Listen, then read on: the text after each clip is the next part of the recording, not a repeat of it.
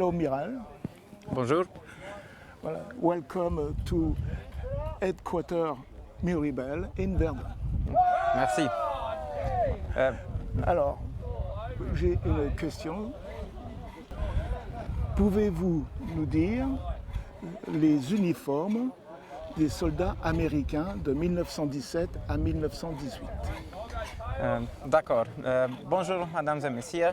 I'm Michał Kowalski from Polish reenactment group AAF. We are doing right now reenactment of American soldiers from the First World War. This uniform that my friends are wearing are showing how American soldiers who fought in France may look like. Here's a sergeant from the infantry. He's armed only with the pistol. He's got on his belt pouches for magazines and a trench knife. Pokaż nóż. A trench knife which will be very useful in the fightings, close fightings in the trenches of the First World War. He's got on his chest a gas mask. He's got also a full backpack. A backpack with a trenching shawl, with some essential stuff like a jerkin. It's a vest, a very warm vest, and a blanket inside of his backpack. He's got also a canteen and a first aid pouch with a bayonet on his left part of backpack. Another friend of mine is also a sergeant from the American infantry. He's armed not only with a pistol but also with a rifle, an American Springfield M1903 rifle. Możesz przeładować?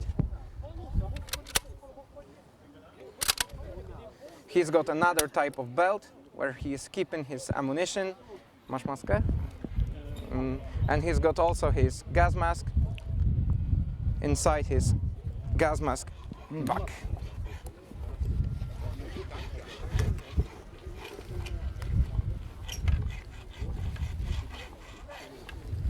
At the head, he is wearing a steel helmet, an American model of British helmet, and he's got also a similar backpack with an axe this time, and other necessary equipment, and a knife, a special knife, a bolo knife, which was used first by the medics, but then also by the other troops, like machine guns troops, and sometimes an infantry. Here we have a military police personnel, a guy who was working for the security and was helping to manage all the troops to get into the fields and makes everything working out. He's wearing a little bit different uniform, a straight later war pants. He got it from the British counterparts, as well as his MP armband. He's got also a revolver M1917, and on his head he has a famous campaign hat, an American hat, with which the Americans came to France and then changed it into the steel helmets. Miral, donc, dans l'intervention des soldats américains, connaissez-vous le nombre de régiments qui ont combattu lors de la grande offensive Meuse-Argonne en septembre 18? I can say you that Americans, generally speaking, at May 1918, introduced for the first time in their history and the Battle of Cantigny as a whole division. Then they moved to Somme offensive at September 1918, and they were operating as an entire corps. And Meuse-Argonne was the first time in the US history that they were operating overseas with the entire army. They moved more than 8,100 personnel to this region, and along with 100,000 French, they moved to this very, very hard terrain to fight in the area at Montfaucon, Romagne, Châtel-Chechery, and other different villages. I can tell that I don't remember the exact number of the American divisions and regiments that participated when there were such a distinguished division like 77th Division, 82nd Division, 1st US Division, and others. And generally, losses were terrible for the Americans. And if I recall well, this was the bloodiest battle in US history which took place in the Mesargon area. Concernant donc votre intervention, pouvez-vous me dire si les soldats noirs américains avaient le droit de combattre avec les soldats blancs américains? Du racisme probablement. The US Army were strictly segregated, as was the US Navy, the US Marine Corps.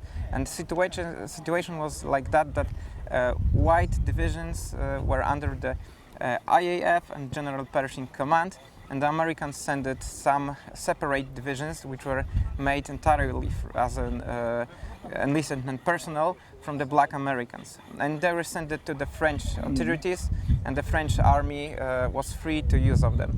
And they were fighting separately, and one of the regiments were most decorated, as if I recall well, regiments in the American army during the First World War, and it distinguished its service, and the French honored them much for their sacrifice that they fight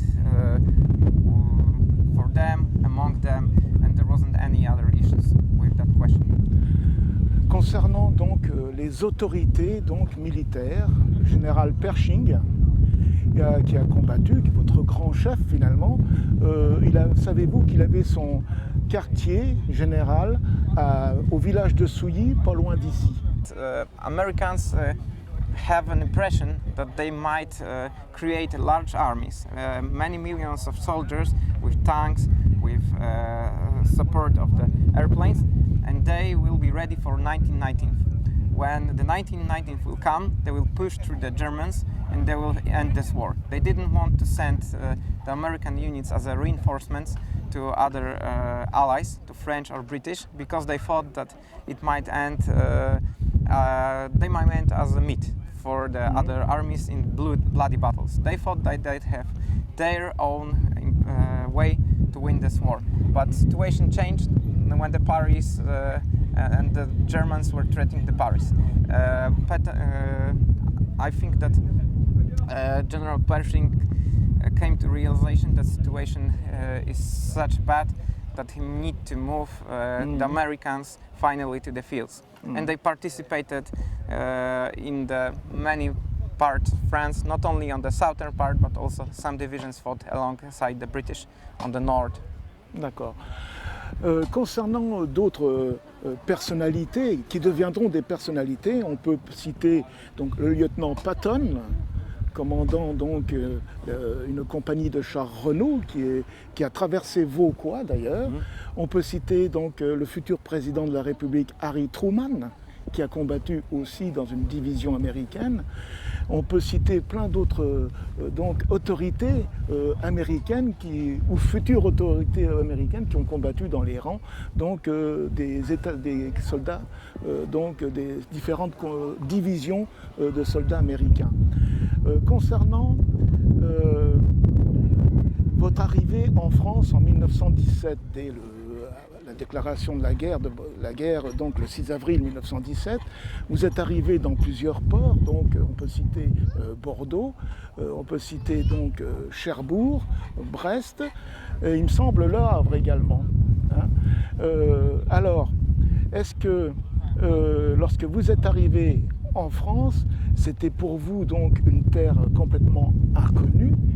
Vous avez sans doute trouvé drôle la vie des Français un peu particulière. I must say that Americans, maybe let's say that France have a good press at the States. People have a tendency to have a romantic view of France, that La Belle France is a place when they want to, and there is a cause for the Americans to fight for. The Lafayette was supporting the American nation when they are fighting for the independence. They feel that the American might have helped France fighting with this, let's say, bad guys, bad sides. But many Americans changed a little bit this romantic view when they fought the horrors of war. They saw the trenches, they saw the mud everywhere, they saw poor people who don't have enough food, who don't have enough money, and they thought that this was a good cause and this is a good war in which they had participated. And also it may be visible by this what was left by the Americans. There are still monuments, there are still cemeteries, there's still, I thought, a lot of French and Americans who want to keep the memory about what happened at France and how Americans get involved in this war and another one, unfortunately, more than 20 years later. Lorsque vous êtes arrivé, donc dès 1917, sachez que le département de la Meuse, notre petit département, qui avait donc un tiers occupé par les Allemands dans le nord, le restant finalement a accueilli 200 000 de vos compagnons pour être entraînés par les troupes françaises pendant pratiquement une année sur le sol de la Meuse dont vous êtes ici partie prenante. Alors, je vous remercie pour tous les éléments que vous avez bien voulu nous donner. Et puis, je vous dis donc un bon succès pour ces jours de reconstitution. Et ma foi, mon cœur est avec vous. Merci beaucoup. Au revoir. Au revoir.